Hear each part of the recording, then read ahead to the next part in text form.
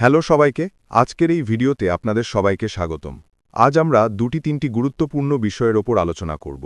প্রথমত, referral link সম্পর্কে, দ্বিতীয়, ইনভাইটেশন বা আমন্ত্রণ, তৃতীয়, সার্কেল সম্পর্কে কথা বলব।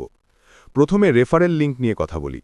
রেফারেল লিঙ্ক সম্পর্কে আমি আশা করি আপনারা সবাই ভালোভাবে জানেন যে রেফারেল লিঙ্ক দেওয়া হয় সেটি ওই ব্যক্তির ইমেল ঠিকানার সঙ্গে কোড করা থাকে। অর্থাৎ যিনি আপনাকে রেফারেল লিঙ্কটি শেয়ার করেছেন তিনি সেই লিঙ্কের মালিক। রেফারেল লিঙ্ক সর্বদা মালিকের ইমেল আইডির সঙ্গে যুক্ত থাকে।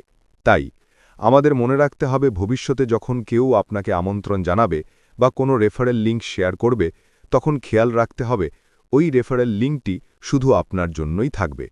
কেন থাকবে?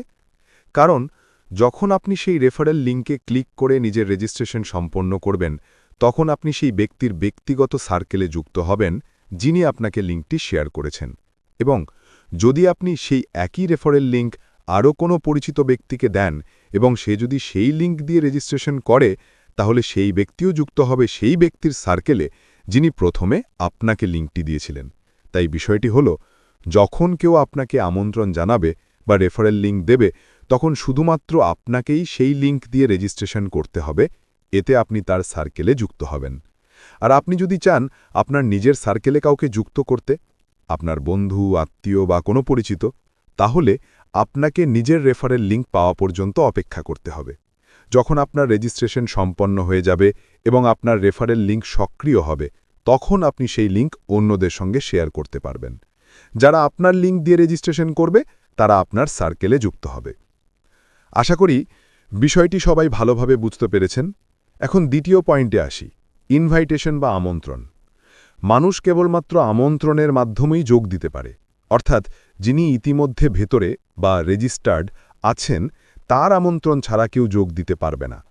অনেকের প্রশ্ন এসেছে যে রেজিস্ট্রেশনের লিঙ্ক কি ওয়েবসাইটে আসবে নাকি আমাদের ইমেলে আসবে।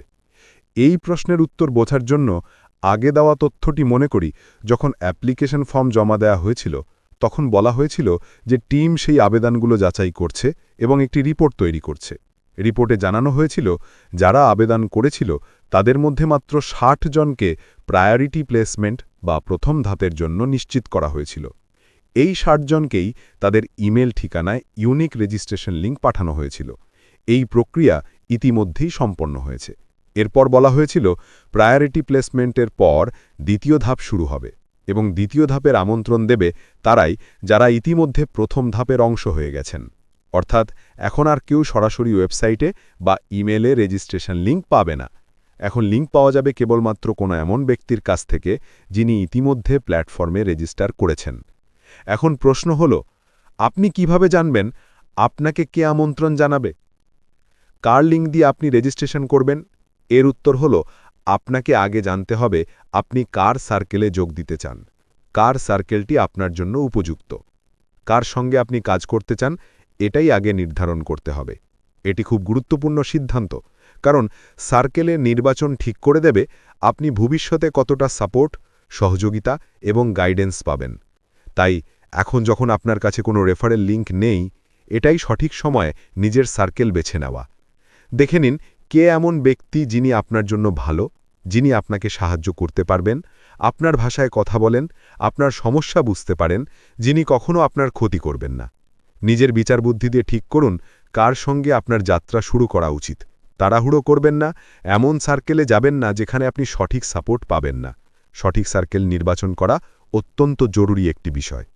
যখন আপনি মনে করবেন হ্যাঁ এই ব্যক্তি আমার জন্য সঠিক, তিনি আমাকে গাইড করতে পারবেন, আমাকে সাহায্য করবেন, তখন তার সঙ্গে যোগাযোগ রাখুন। যখন তার রেফারেল লিঙ্ক সক্রিয় হবে তখন সেই লিঙ্কের মাধ্যমে নিজের রেজিস্ট্রেশন সম্পন্ন করুন। তাহলে আপনাকে আর চিন্তা করতে হবে না কে আপনাকে আমন্ত্রণ জানাবে, কার মাধ্যমে যোগ দিতে হবে, কারণ আপনি আগেই ঠিক করে ফেলেছেন কোন সার্কেলে আপনি যোগ দেবেন। আশা করি আজকের এই সব পয়েন্টগুলো আপনারা খুব ভালোভাবে বুঝতে পেরেছেন। আর যদি কারোর কোনো প্রশ্ন বা সন্দেহ থাকে তাহলে কমেন্টে জানাতে পারেন। সব কমেন্ট আমি মনোযোগ দিয়ে পড়ি এবং উত্তর দেওয়ার চেষ্টা করি। শেষে শুধু এটুকুই বলবো, যদি এখনও আপনি এই তথ্যভিত্তিক আপডেটগুলো ফলো না করে থাকেন তাহলে অবশ্যই যুক্ত থাকুন যাতে সঠিক সময় সঠিক এবং নির্ভরযোগ্য তথ্য আপনি পেতে পারেন।